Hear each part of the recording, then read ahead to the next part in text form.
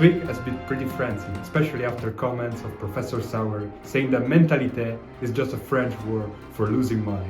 We're so excited right now to have the management team of Mentalite to talk about the process and the path they did for this 9 years restructuring program. I'm gonna leave the word to Flaminia for the interview. Thank you. Thank you, Luigi. We're here back in the studio with the management team of Mentalite. Thank you for being here. So, can you tell me a bit more about the company and about the issues that you faced at the beginning? Yes, so 9 years ago, our company was merely a secondary player on the PRA market. With 3 manufacturing plants located in Westside, Plainview, and Middletown, and a dedicated workforce of 1,300 employees, the company faced numerous strategic, operational, and financial setbacks.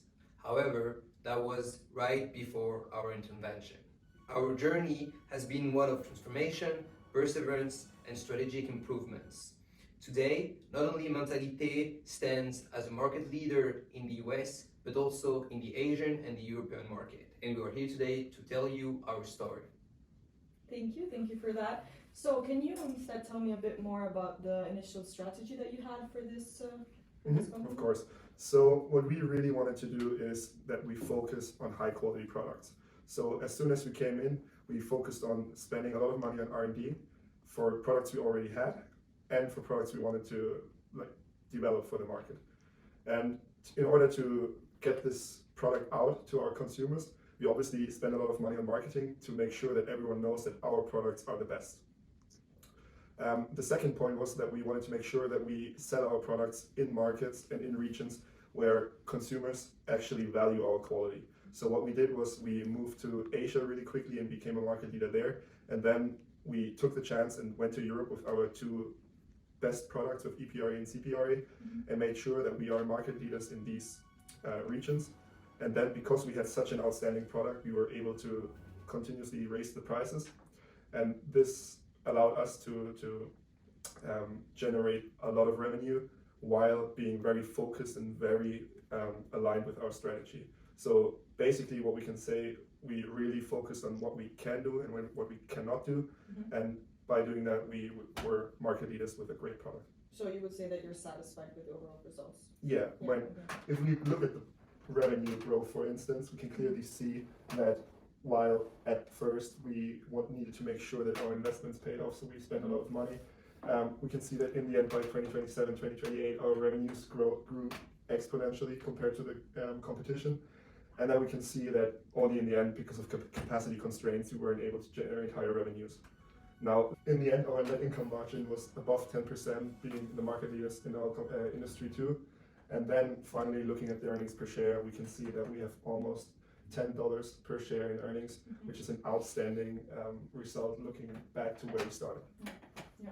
So if you had to do this all over again, would you still have the same strategy, or would you choose to do some things differently? What is your opinion on that? That's a great question. I think the highlights show that we had quite a well thought through strategy and it paid off well. When it comes to actually executing the strategy, however, there are some improvements that we could have made. I think I want to highlight 3 here. First of all, we really saw that pricing is of utmost importance. Especially in the beginning, we saw that by pricing our products incorrectly, we had bad contribution margin, and that really hurt our initial growth. And we also saw this problem coming back at the end, where we didn't account for GGG actually dumping their CPRA on the market, and therefore our value proposition not being really beneficial to the market.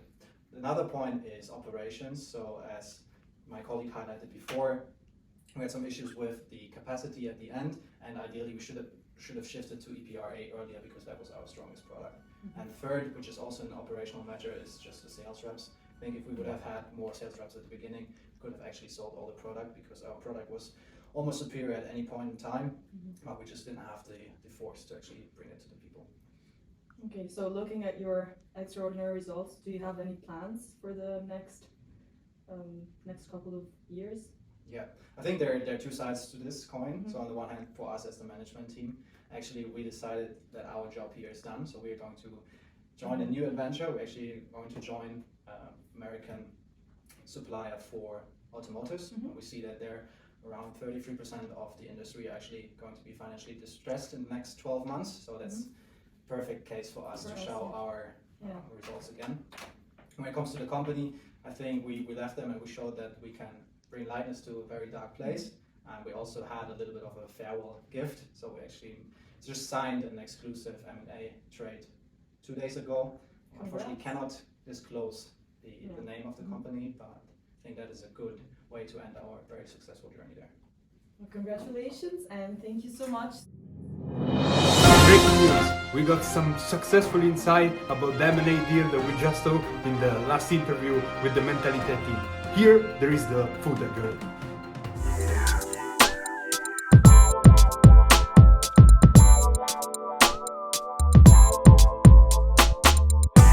Pleasure doing business with you. Transfer the money to the Cayman Islands.